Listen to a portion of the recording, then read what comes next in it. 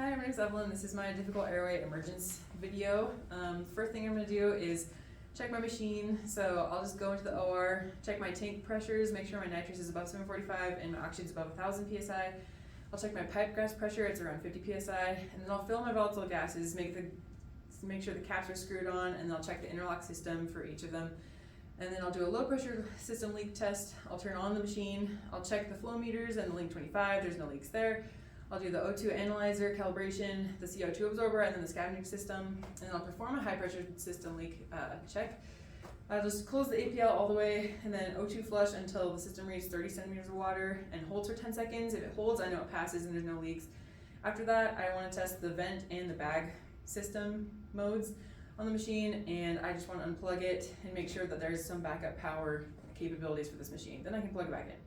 So for my room setup, I am doing an elective lap chole for an 80 kilogram male who has a BMI of 30. Some common IV drugs that I'll have prepped in my room for this guy is midazolam pre-op, 2 milligrams, fentanyl between 50 and 100 mics. I'll have 100 mics. Lidocaine, 1 to 1.5 milligrams per kilogram to blunt the sympathetic surge. So I'll have 80 to 120 milligrams. Propofol, 1 to 2 milligrams per kilogram. So I'll have probably 160 milligrams for this guy. Rocuronium, 0.6 to 1.2 milligrams per kilogram, so I'll have around 70 milligrams for this guy. Sugammadex to reverse just in case, 2 milligrams per kilogram, so 160 milligrams for that again. Sevo for maintenance, I'll have around 2 to 3%. And then Zofran, 4 to 8 milligrams, I'll have 4 milligrams. Dexamethasone, I'll also have 4 milligrams to prevent post-op nausea and vomiting. So my emergency drugs, I'll have my apples, atropine, succinylcholine, epi, phenylephrine, and ephedrine. My blades, I'll have a MAC 3 or 4, a Miller 2 or 3, and because this guy's overweight, I'll probably use my Miller and try and get a good airway with that first. I'll have some oral airways as backup, LMAs, McGrath, glide scope for emergencies, and I'll likely end up using the glide scope, and my difficult airway cart if I need. So then my ETTs, I'll have an 8.0 for this man, and then I'll have a half size up and half size down, just in case. And then I'll have my stylet, I'll have my lube, and then other stuff for this case that I might need is an egg crate foam for positioning the pressure points, and then I'll have a pink pad and belt for Trendelenburg. To prevent the patient from sliding off the bed, I'll have an OJ tube, and that will conclude the setup for my room. So for pre-op and identifying the patient, I'll go and introduce myself. Hey, my name is Evelyn. I'll be your anesthesia provider today. I'm a CRNA. What's your name? Can you tell me why you're here? So this is Joseph Wixom, 39-year-old male. He's 80 kilograms, BMI of 30. He's here for a lap chole. He has past medical history of poorly controlled obstructive sleep apnea. He has GERD, and he has exercise-induced asthma. He's an ASA3. And so already I'm thinking he might bronchospasm because of the asthma. We're using Sevo, which will help, but I might do a pre-dose of albuterol if he hasn't already done that before, or a beta blocker to kind of help his lungs out. So medical history, I'll ask him if he's had any hard intubations in the past, if he knows, if anyone's told him, if he has allergies, what his NPO status is, any medications he takes. I just want to make sure that he's done routine labs, so if he has a CBC, a BMP, a PTINR, urinalysis, blood type and screen just in case, an EKG, if all that's been completed. And then I'll ask him about his airway. Just open your mouth for me, I just want to look back and see how far I can see. I'm just going to measure some stuff with my fingers. Can you touch your chin to your chest? Can you look above the ceiling? Do you have any pain when you move around your neck? Do you have any difficulty breathing? So I'll kind of go over all of that with him, and I'll discover that he's a melatonin class 4. His thyromental distance is less than 6 centimeters.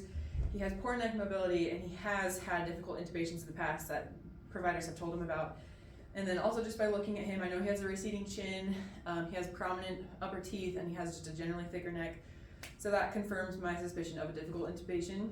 So my physical assessment I can further do is listen to his heart and lungs, and then because of the OSA and GERD and BMI, I'll just tell him that we're probably going to do an awake extubation. So for my consent and plan and positioning, the surgeon would like to do reverse Trendelenburg with left lateral tilt to get best access for the gallbladder, and then I need to explain to the patient that when you wake up, there's going to be a tube in your mouth, helping secure your airway so that you don't obstruct or you're not choking, anything like that, just to make sure that you can wake up smoothly. So when you wake up and you're aware that there's a tube in your mouth, don't panic. I'll be helping you through that, and we're just gonna make sure that you're safe, but I need you to follow my commands and just keep breathing deeply and try to calm down as best you can. And as soon as you're with it, then we can take that tube out and then we can go to PACU, but just remember to do that if you're able, when the tube is in your mouth when you wake up. So I'll educate the patient about that. We can answer any questions. I'll also tell him that we might need to place an OJ depending on the surgeon if he needs more visualization. And then I will answer any questions after that, and then we can give him midazolam and wheel him back to the operating room. So now, once he gets to the operating room, we're going to scoot over to the bed, and we're going to put the pulse ox, the blood pressure, the EKG stickers on, and a warm blanket. And because he's obese, I'll just consider ramping, so I'll have extra blankets in case I need to align his airways with those blankets and ramping. But I'll have my mask, and I'll just tell him, hey, this is just some oxygen, just take some deep breaths. We're just pre-oxygenating right now. I'll make sure I have a CE grip. I'll make sure the mask is sealed. It's going over his nose, cheeks, and chin. I can lift his cheeks into the mask if that helps. I'll have my fingers on the bone with the CE grip. And then I'll just make sure that his airways are aligned, he's in sniffing position, and the patient is continually breathing deeply.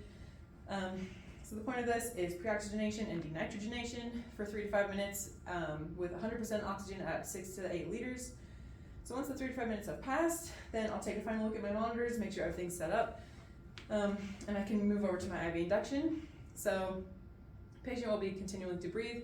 I'll use my 100 micrograms of fentanyl, wait 2 to 3 minutes, lidocaine, 100 milligrams, wait 1 to 2 minutes, and then propofol, 160 milligrams, and then last, my rocuronium, 70 milligrams, wait for paralysis, and intubate once he's in stage 3. So I'll just assess his lid reflexes, that he's completely relaxed, that he's fully in stage 3, and I'm comfortable with intubating at this point. So now I can try intubating. So I'll take my Miller first, and I'll have my circulator for cricrid pressure in case I need it, but I'll align his airways and see what we got with this Miller.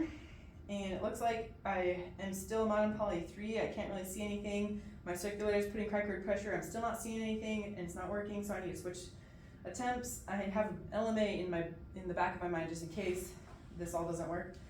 But cricrid pressure is released. Now I'm switching to my glide scope. So switch to my glide scope. I can readjust the patient as well in case I feel like I need to realign the airways or try something else, but insert my glide scope, have the circulator try some cricrid pressure. I also want to do that because the patient has GERD. Even though they're fasting, they have GERD, and so I just want to protect their airways best I can. So I'll make sure not to rock back on my teeth, and then I'll get, with the cricrid pressure, a really good view on my glide scope, and I can intubate. So I'll insert my ET tube to the cords, and then ask my circulator to remove the stylet, and then I'll advance it past the cords, and then take out my glide scope, and they can release cricrid pressure. I can inflate the cuff, and then I'll hook up my circuit with my elbow.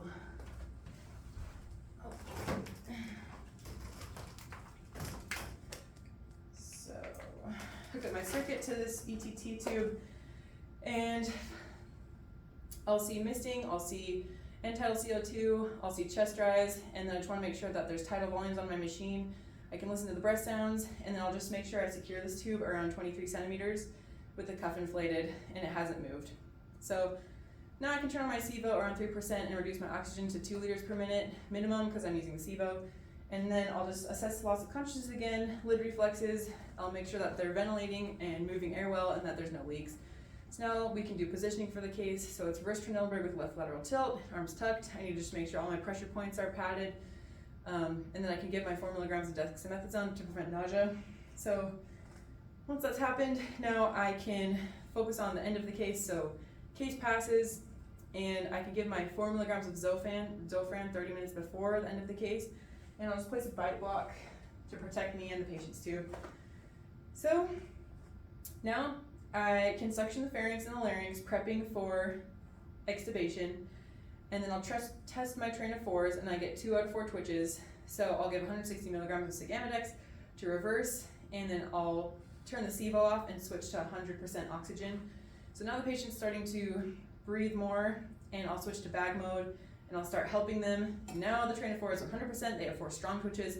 So I know they're starting to wake up. So now I'm gonna get my circulator to come over and help me manage the patient's arms if they start reaching for the tube. The patient will probably start crying, they might start bucking a little bit as they wake up with the tube. So now I can educate the patient again and say, hey, you're waking up, you have this tube in your mouth, it's helping your airway. I need you to stay calm and I just need you to take breaths. Can you give me a thumbs up? Can you lift your head off the table? Can you move your arms? Can you squeeze my fingers? And then once I ensure that there's full emergence, they obey my commands, that they have sustained head lift or hand grip, then I feel comfortable extubating them. So now I'm just gonna say, okay, we're gonna take the tube out and then check my machines that have adequate tidal volume, spontaneous oxygenation. I'll deflate the cuff, I'll suction really good one more time, and then I'll remove the ET tube slowly while suctioning so that there's no spit that goes in the cords and they spasm.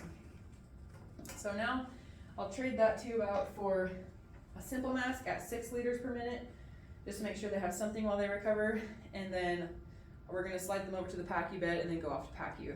So now the patient is in PACU and we're going to put the pulse ox on, the EKG, the blood pressure cuff, and then they can do a temp in a blanket at this time if they want to, and I can just go into a report with this patient while they're just breathing this 6 liters.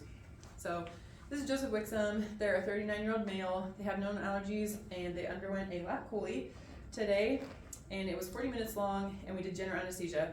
So the patient has uncontrolled obstructive sleep apnea and GERD, and then their airway was secured with an endotracheal tube. It was a difficult intubation, just FYI. Intraoperatively, they were stable, they had minimal blood loss, and they just have the 4 sites that are super glued. The left forearm has an 18-gauge IV. They received 1 liter LR and then 2 milligrams midazolam, 100 micrograms fentanyl, 100 milligrams lidocaine, 160 of propofol, 70 milligrams of rocuronium, 4 milligrams ondansetron, 4 milligrams of dexamethasone for post-op nausea and vomiting, and they received 160 first Gammadex for the reversal of the paralytic. And so the 160 milligrams of propofol is worn off and they're reversed, so they should be fine. They don't have any drains. The patient was extubated awake. They were hypertensive and tachycardic on extubation, but their last blood pressure in the OR was 120/70, and they had heart rate of 85, so they've since recovered.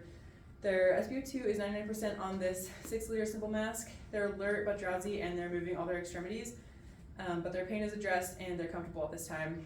So I wrote orders for acetaminophen, ibuprofen, and oxy, 5 milligrams for breakthrough pain, and I just want routine post-op monitoring done on them. I'll try to follow up with them in person, but if I can't, I'll call. But I just want to follow up about nausea, pain, their procedure, any numbness, any questions they have from the procedure or intubation, and then once they're more awake, we can talk about that more. Thank you.